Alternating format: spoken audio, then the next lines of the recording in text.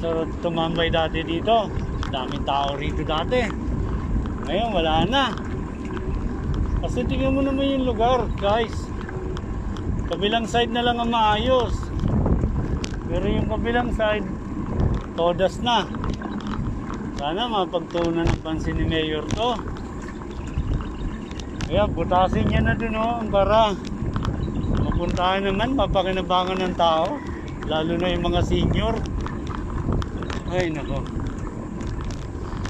Taginit na talaga. Tuyong-tuyo ang mga lupa.